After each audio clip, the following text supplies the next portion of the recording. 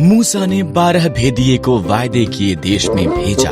उनमें से 10 ने कहा, हम वहाँ के लोगों को कभी भी हरा नहीं सकते। पर यहोशू और कालेब ने कहा, परमेश्वर की सहायता के साथ हम इसे कर सकते हैं। डरे हुए लोगों ने 10 भेदियों की बात पर विश्वास किया। परमेश्वर ने कहा, यहोशू और कालेब के साथ केवल तुम्हारी संतान ही वादा किए देश में प्रवेश करेगी। इस तरह उजाड़ में 40 साल के बाद अब ये समय था। यहोशू ने 2 भेदियों को यरीहो में भेजा।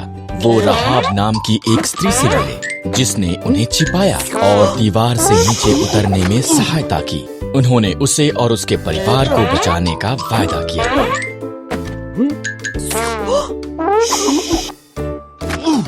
इजरायलियों ने यरदन नदी पार की। पहले याजक वाचा का संदूक उठाए आगे गए। जब उनके पांव ने नदी को स्पर्श किया, तब उसने बहना बंद कर दिया। हर कोई सूखी भूमि से होकर निकल गया। आगे यरीहो था। परमेश्वर ने यहोशू से कहा, 6 दिन तक यरीहो के चारों तरफ दिन में 1 बार घूमना। तब 7वें दिन 7 बार चक्कर लगाना, नरसिंघों को फूंकना, जय जयकार करना। दीवार नीचे गिर जाएगी। यहोशू ने परमेश्वर पर भरोसा किया।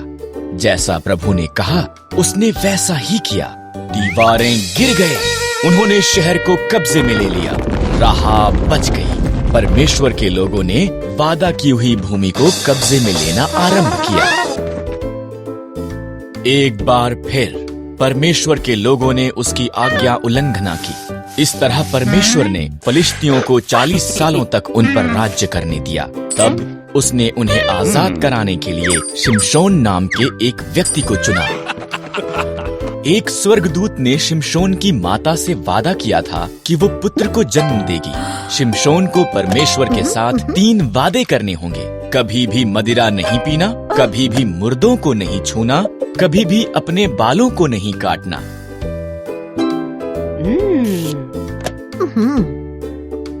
परमेश्वर ने शिमशोन को बहुत शक्तिशाली बनाया।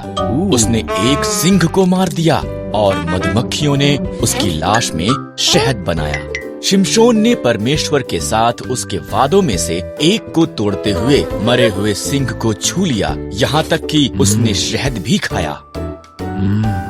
शिमशोन को दलीला नामक एक स्त्री से प्रेम हो गया। फलिश्तियों ने ये बात पता करने के लिए कि क्यों शिमशोन इतना ताकतवर था, उससे बहुत सा धन देने का वादा किया। उसने बार बार इसके बारे में उससे पूछा। अंत में शिमशोन ने दलीला को उसका रहस्य बता दिया। अगर मेरे बाल काट दिए जाएं, तो मेरी ताकत चली जाएगी। इसलिए जब वो सोया हुआ था, दलीला ने एक व्यक्ति को उसके बाल काटने के लिए बुलाया। शिमशोन की ताकत उसमें से चली गई। जब फलिश्ती आए, उन्होंने आसानी से उसे पकड़ लिया। उन्होंने उसे अंधा कर दिया। तब उन्होंने उसे जेल में डाल दिया और भारी चक्की पीसने का काम दिया। धीरे धीरे शिमशोन के बाल पुनः बढ़ गए। फलिश्ती उसे उनके झूठे देवता दागोन का उसे हराने में धन्यवाद करने के लिए उनके मंदिर में लाए। शिमशोन ने परमेश्वर से कहा कि एक अंतिम बार उसे ताकतवर बना दे।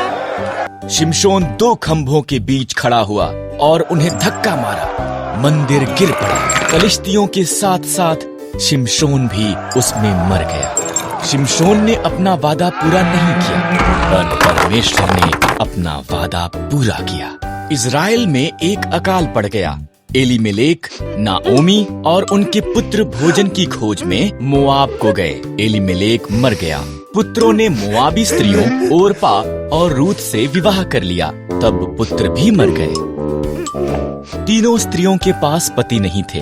जब इज़राइल में अकाल समाप्त हो गया, नाओमी ने घर जाने का फैसला किया। मोआब में ही रहो, उसने अपनी बहुओं से कहा।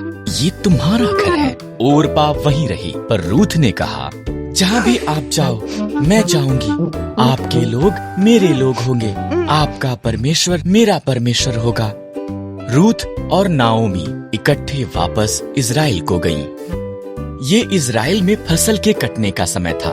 नाओमी ने रूथ से कहा कि वो जाकर खेत में काटने वालों के पीछे फसल को बीन ले। खेत एलीमेलेक के संबंधी बोअज का था। बोअज रूथ के पास आया।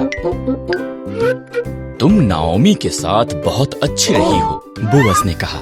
घर छोड़ना मुश्किल रहा होगा, परमेश्वर तुम्हें आशीष दे। उसने रूथ को भोजन दिया और अपने जवानों को उसकी देखरेख करने को कहा।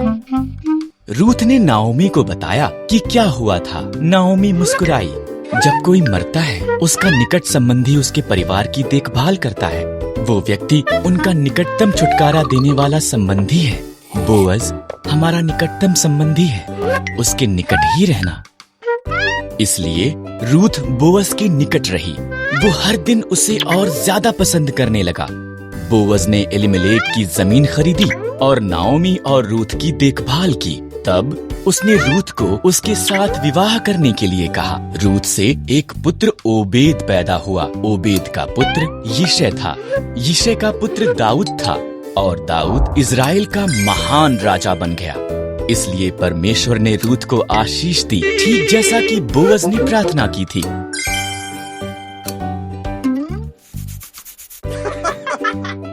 हन्ना उदास थी क्योंकि उसके कोई संतान नहीं थी। उसने प्रार्थना की और परमेश्वर ने उसे एक पुत्र शमूएल दिया। वो बहुत धन्यवादी थी, इसलिए उसने शमूएल को परमेश्वर की सेवा के लिए दे दिया। हन्ना ने उसका बेटा जो छोटा था को एली याजक के साथ तंबू में छोड़ दिया। शमूएल ने बूढ़े अंधे एली की सहायता की। वो तंबू में ही सोता था, जबकि एली साथ के कमरे में सोता था। एक रात शमूएल ने उसका नाम पुकारती एक आवाज को सुना। वो उठा और दौड़कर एली के पास गया। क्या आज्ञा है? उसने कहा। मैंने तुझे नहीं बुलाया, एली घुरघुराया। वापस अपने बिस्तर पर चला जा। शमूएल वापस बिस्तर पर चला गया। उसने फिर उसका नाम सुना। शमूएल दौड़कर एली के पास वापस गया। क्या आज्ञा है? उसने कहा। मैंने तुझे आवाज नहीं दी, एली नींद में बड़बड़ाया। वापस अपने बिस्तर पर चला जा। शमूएल के तीसरी बार आवाज सुनने के बाद एली ने कहा, ये प्रभु था, अगर वो दोबारा आवाज लगाता है। एली ने कहा, कहना, प्रभु बोल, तेरा दास सुन रहा है। इस तरह शमूएल ने वैसा ही किया। शमूएल, परमेश्वर ने कहा, क्या तू मेरा नबी हो सकता है और वफादारी से मेरे शब्दों को मेरे लोगों तक पहुंचा सकता है? मैं कर सकता हूँ, शमूएल ने कहा, और उसने अपने बूढ़े होने तक भी ये किया। इज़राइल के पहले राजा का नाम शाऊल था। राजा शाऊल ने परमेश्वर की आज्ञा नहीं मानी, इसलिए परमेश्वर ने शमूएल नबी से कहा, शियै नाम के एक व्यक्ति को ढूंढ, उसके पुत्रों में से एक नया राजा होगा। शमूएल को यिशै बैतलहम में मिला। उसने यिशै के 7 पुत्रों को देखा। वो सुंदर और बलवान दिखते थे। उनमें से कोई नहीं। परमेश्वर ने कहा, मैं बाहरी रूप को नहीं देखता, मैं एक व्यक्ति की आंतर्य दिल की परवाह करता हूँ। यिशै ने उसके सबसे छोटे बेटे को संदेश भेजा, जो खेतों में भेड़ें चरा रहा था। शमूएल ने उसे देखा और परमेश्वर ने कहा, वही है। इस तरह दाऊद नया राजा होने के लिए अभिषिक्त किया गया था। कुछ समय के बाद इज़राइलियों ने पलिश्तियों के साथ युद्ध किया। एक दानव पलिश्ती सिपाही गोलियत ने इज़राइलियों को उसके साथ लड़ने के लिए एक योद्धा को भेजने के लिए कहा, पर सभी इज़राइली डरे हुए थे। दाऊद सेना में उसके भाइयों के लिए भोजन लेकर आया। उसने गोलियत की चुनौती सुनी और डरा नहीं। परमेश्वर की सेना का अपमान करने की उसकी इतनी हिम्मत। दाऊद ने कहा, मैं उसके साथ युद्ध करूंगा।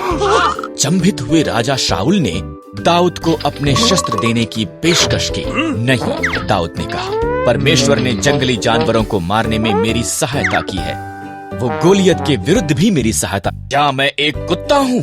गोलियत दहाड़ा, तुमने मेरे साथ युद्ध करने के लिए एक छोटे से लड़के को भेजा है। तेरे पास एक भाला है, दाऊद ने कहा, पर मेरे पास इज़राइल के परमेश्वर की सहायता है। दाऊद ने गोफन में पत्थर डाला और घुमा कर मारा। ये गोलियत के माथे में लगा और उसे नीचे गिरा दिया। इजरायलियों ने पलिश्तियों को हरा दिया। परमेश्वर की सहायता के साथ दाऊद एक हीरो था।